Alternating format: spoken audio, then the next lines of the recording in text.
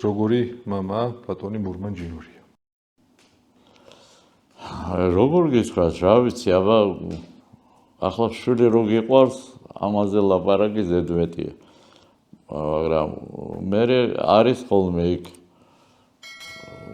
რა პროფესიის ახალ სხვადასხვა პროფესია მოქმედებს ურთიერთობაში მე ოჯახს, შვილზე და ასე შემდეგ. რა ვიცი, მინდა რომ როგორმე იყოს გრძნობიარე. აი მთავარი ეხლანდელ თაობას მე ვფიქრობ, ყველაზე უფრო აი ეს ფანტაზიის, ოცნების საშუალება მოუსწრაფა ამ ტელეფონებმა და YouTube-ებმა და რაღაცებმა. ხო მე შევშვილი როგორც არის, ისე არის ყველა შვილები, რომ ეს ამ დრო მოიტანა.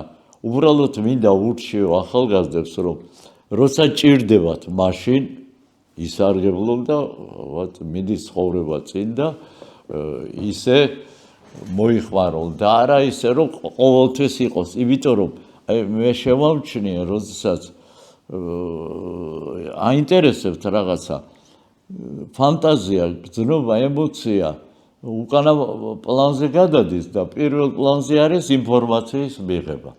და მარტო ინფორმაცია არ არის ცხოვრება. ცხოვრება არის ემოცია, შენი წარმოსახვა, შენი ოცნება, შენი ფანტაზია, რას როგორ გააკეთებ, ცოტა დრო რჩება თავისთვის და აი ურჩევდი, რომ უფრო